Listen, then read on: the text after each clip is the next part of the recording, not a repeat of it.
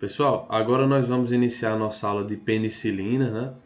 Que são fármacos muito importantes que fizeram história, assim como os primeiros antibióticos a serem utilizados, mudaram drasticamente, né, o curso de várias doenças e são utilizados até os dias de hoje, né? É impossível a gente estar num ambiente de saúde, um serviço de saúde e não se deparar com esses fármacos na prática clínica. Então, como eu sempre gosto de começar, né, com essa imagem, né, que traz resumidamente todos os mecanismos de ação, para que a gente não se perca, né, onde aquele fármaco que a gente está estudando está inserido. Então, diante de todos esses mecanismos de ação, as penicilinas estão aqui, ó, no grupo dos inibidores da síntese da parede celular. Eles fazem parte dos beta-lactâmicos, né? Inclusive, eles são o protótipo dessa classe, né? Não só as penicilinas não só foram os primeiros beta-lactâmicos, como também foram os primeiros antibióticos.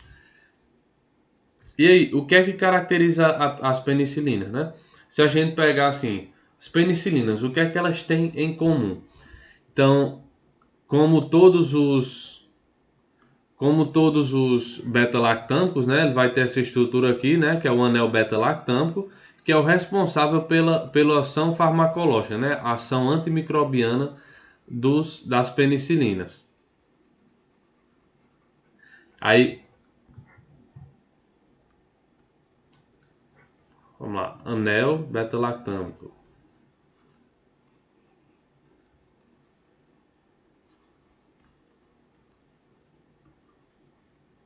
Que garrancho, né? E aqui, ó, vou marcar noutra cor. Ligado a ele, a gente tem o anel tiazolidínico.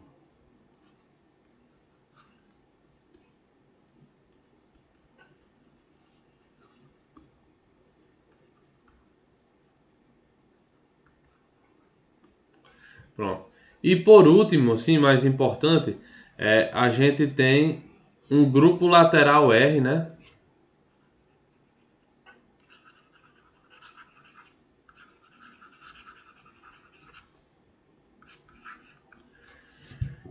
Quando que cada penicilina vai ter uma estrutura assim diferente, certo? Então é isso que vai caracterizar as características farmacológicas de cada penicilina, certo? Então esse grupo ele é o grande responsável pelas diferenças que existem entre cada penicilina. Aí a origem das penicilinas naturais, né? Como vocês já devem ter ouvido a história, né? Foi um médico, Alexander Fleming, que ele tratava pacientes, né? Soldados de guerra e ele estava estudando algumas bactérias, né? Se eu não me engano era o Staphylococcus aureus. E ele acidentalmente deixou que uma de suas culturas, né? De Staphylococcus que ele estava estudando fosse contaminada por um fungo.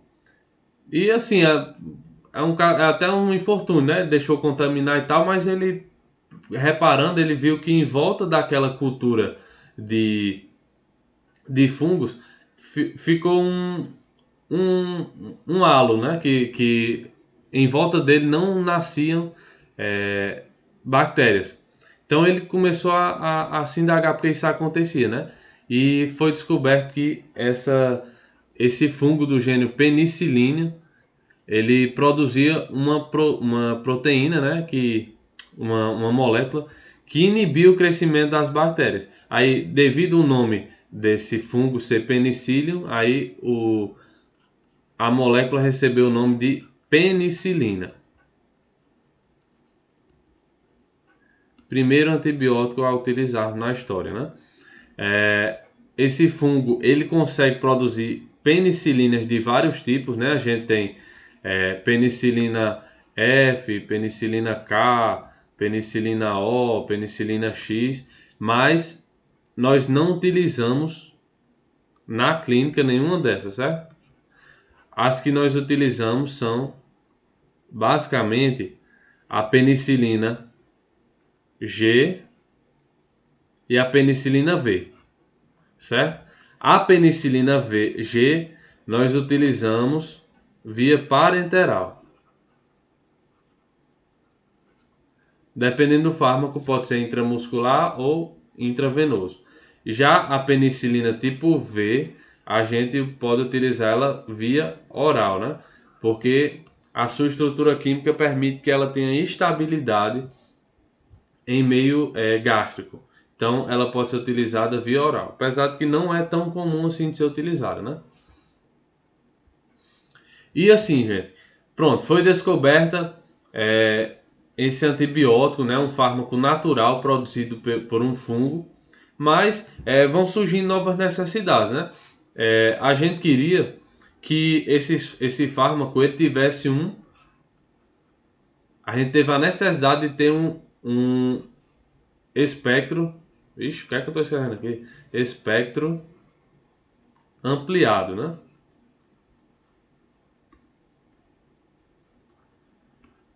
Que ele pudesse ser utilizado para outras bactérias que já eram resistentes à penicilina.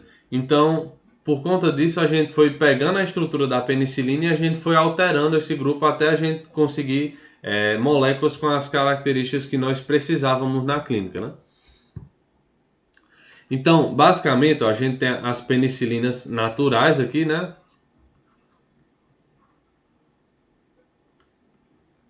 Exemplo, penicilina G, como eu falei, que é uma penicilina que ela é utilizada via intramuscular ou endovenosa, né? Ou seja, vias parenterais, e a penicilina V, que é utilizada via oral. E aqui a gente tem as penicilinas semissintéticas, né? Aí a gente vai ter as aminopenicilinas, né? Que são penicilinas que receberam grupamento amina a mais, ou seja, já tem aquelas. Você dá uma olhadinha aqui, ó. Ela já tem amina, né? Na sua estrutura, mas ela recebe outros grupamentos amina que vai dar ela a característica de poder ser administrado via oral também, né? Geralmente elas têm um amplo espectro. Tanto elas conseguem matar bactérias gram-positivas como gram-negativas, apesar de que têm mais efetividade, mais potência contra o gram-positivo. A gente também tem as penicilinas resistentes a penicilinases, né? Algumas bactérias, principalmente Staphylococcus aureus, eles são capazes de produzir penicilinas, né? Que são aquelas enzimas que eu acho que a gente já falou pelo menos umas 500 vezes nesse curso, né? São bactérias que produzem penicilinas, né? Que são enzimas que degradam as penicilinas, né? Então, foram produzidos esses dois fármacos, tem outros também, mas acho que não são muito utilizados, que são feitos especialmente para resistir à ação dessas penicilinases, né? Aqui no Brasil a gente usa oxacilina, se eu não me engano nos Estados Unidos utiliza mais a meticilina, certo? Então quando você vê oxacilina e meticilina, são fármacos utilizados principalmente para tratamento de Staphylococcus aureus resistentes à penicilina, né? Aí a gente tem também as penicilinas antipseudomonas, né? As pseudomonas não são tão sensíveis em relação às outras penicilinas, né? Então existe uma penicilina utilizada principalmente para o tratamento de pseudomonas, né? Que é a piperacilina. Então basicamente a gente tem quatro. Vamos fazer assim, né? Resumindo, a gente tem penicilinas naturais, e 3 penicilinas semissintéticas. As naturais, penicilina G e penicilina G. Aminopenicilinas, né? Que são as penicilinas de amplo espectro via oral. A gente tem ampicilina e amoxicilina. Aí, penicilinas resistentes a penicilinases. Algumas pessoas vão chamar elas de penicilinas anti-Staphylococcus aureus resistentes, né? A gente tem a oxacilina e a meticilina. E a gente tem as penicilinas antipseudomonas, que são a piperacilina, que é a piperacilina, né?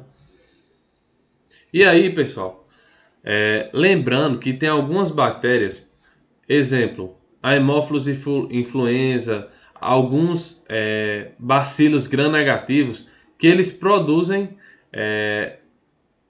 beta-lactamase, né? Que são aquelas enzimas que a gente falou que elas destroem o anel beta-lactâmico. Elas vão vir aqui nessa estrutura aqui, ó, o anel beta-lactâmico, e vão quebrar. E as penicilinas, né? Elas são vulneráveis a essa ação dessa enzima. Então, o que é que a gente vai fazer? A gente vai deixar esse fármaco de lado, vai parar de usar ele? Não. A gente conseguiu criar um subterfúgio, né? Que é o quê? A criação dos inibidores de beta-lactamase. Como é que eles funcionam? Eles vão se ligar na beta-lactamase e vão inativá-las. Assim você consegue administrar o fármaco que a beta-lactamase não vai destruir, né? Eu até coloquei aqui, eu sempre me lembro disso, né? Quando eu estou falando sobre os inibidores de beta-lactamase, né? É como o guarda-costas, né? Aquela coisa. Quando a amoxicilina chega, aí vem um Haemophilus influenza com a beta-lactamase para matar a amoxicilina. Aí o ácido clavulânico vai e se joga no meio, né? Para proteger.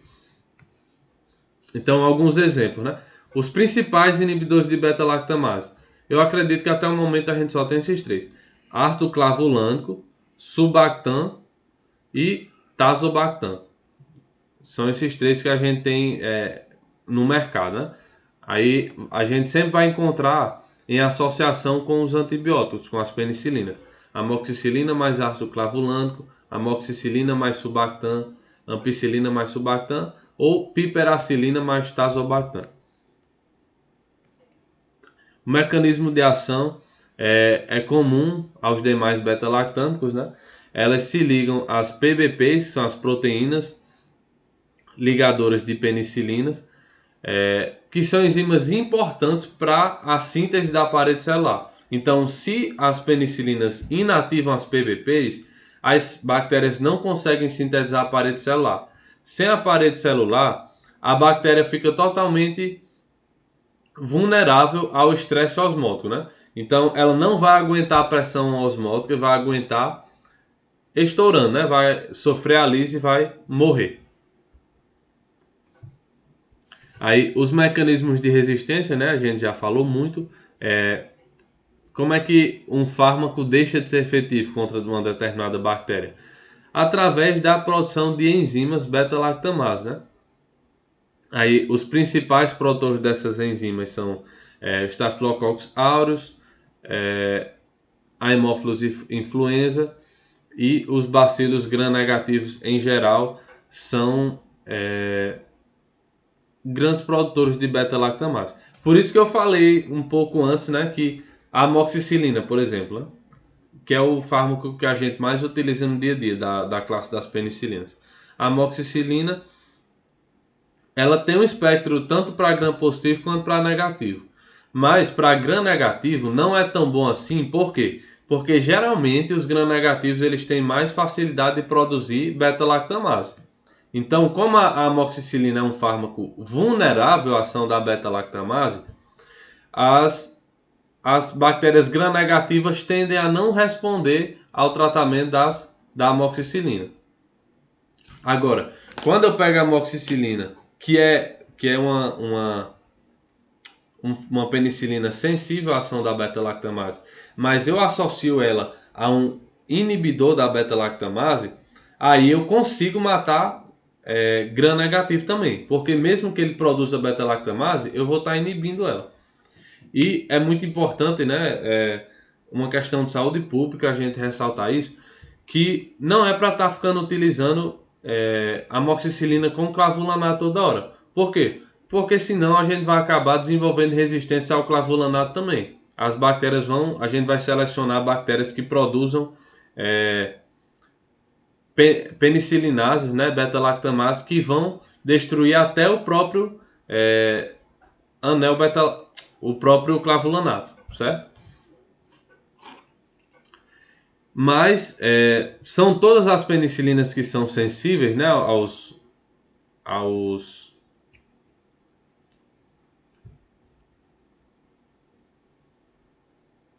as beta-lactamases? Não, né? A gente tem algumas que são resistentes. Por exemplo, a meticilina e a oxacilina, elas têm uma estrutura química que não permite que algumas beta-lactamases a destruam, né? E como eu falei, a gente tem as penicilinas lábeis, né? Amoxicilina e penicilina G. E, como eu falei, a gente tem aqueles 3 inibidores da beta-lactamase: clavulanato, tazobactam e sulbactam. Aí, pessoal, lembra que eu falei que tem as penicilinas naturais, né? Penicilina G e penicilina V. Penicilina G é via parenteral e penicilina V via oral. Aí, essa penicilina G, ela pode ter diferentes apresentações.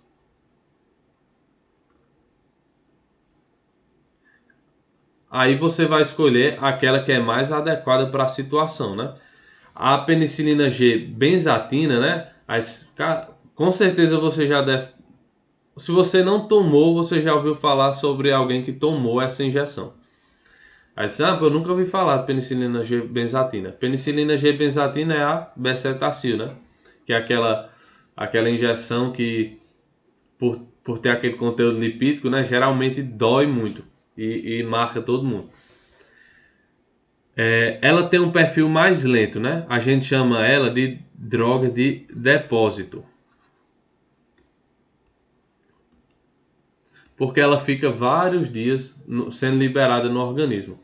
Aí a procaína, ela já tem uma meia-vida mais intermediária, né? Ela precisa ser administrada de 12 em 12 horas. E a penicilina G cristalina, ela já é uma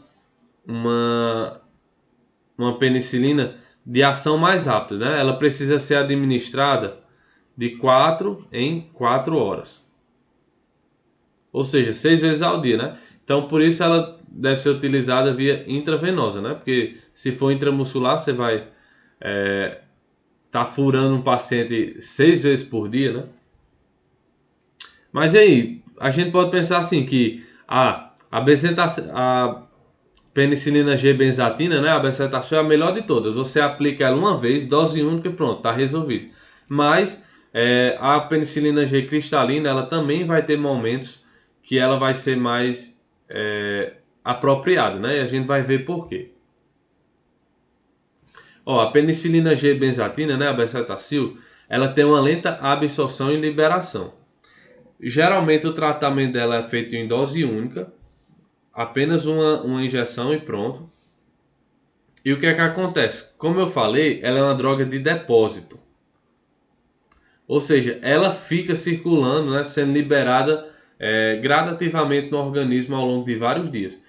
Mas ela mantém os níveis séricos baixos de antibiótico, né? Então, ela é lenta, ela consegue arrastar por um longo período de tempo, mas ela nunca vai chegar naquele pico muito alto de antibiótico, certo? A penicilina G procaína, a procaína, ela tem uma ação que é o seguinte: ela causa uma vasoconstrição local. Com essa vasoconstrição, o fármaco ele acaba tendo uma redução, né? Ele vai ser impedido de ser absorvido rapidamente. Então, a gente consegue estender um pouquinho a meia-vida dele. Então, ele precisa ser, ela precisa ser administrada a cada 12 horas, né? Ela é menos utilizada do que as demais no mercado, porque a gente já tem os antimicrobianos orais, né? Que eles são mais cômodos do que fazer uma injeção intramuscular a cada 12 horas, né? Já a penicilina G cristalina, como eu falei, ela tem a desvantagem. Tem que ser administrada a cada 4 horas, né? Porque ela tem uma absorção e liberação muito rápida. Agora, qual é a vantagem dela? É que, por ela ter essa liberação mais rápida e absorção também, ela atinge concentrações plasmáticas mais rápidas.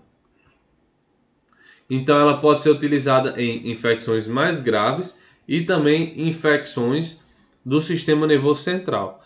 Já a benzatina, por ela ficar sempre muito baixinho o nível dela, ela não vai ser utilizada em infecções mais graves. Então a cristalina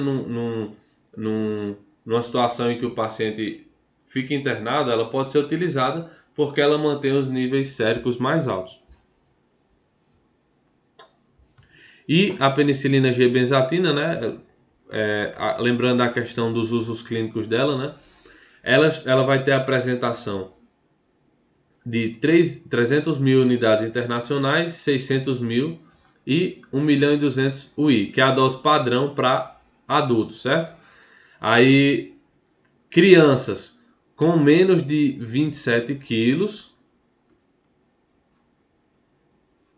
a gente usa o quê? 600 mil. Crianças com mais de 27 quilos,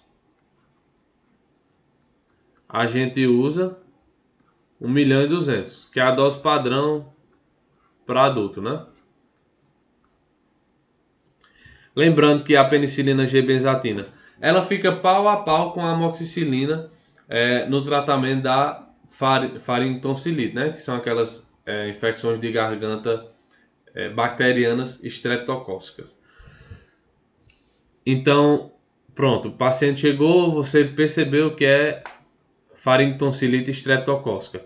Bezetacil, se tiver mais de 27 quilos, 1.200.000 unidades internacionais, dose única, pronto. Já é suficiente para fazer o tratamento, né? E também para profilaxia de febre reumática, né? Que é uma das principais complicações da faringotonsilite estreptocócica, né? Ela pode causar sequelas tanto cardiovasculares quanto articulares, né? Aí o paciente, quando acometido da febre reumática, ele fica recebendo mensalmente a aplicação de penicilina G-benzatina, que ela vai manter um nível pressórico baixo, né, mas vai ser suficiente para impedir que a febre reumática crie essas sequelas, né?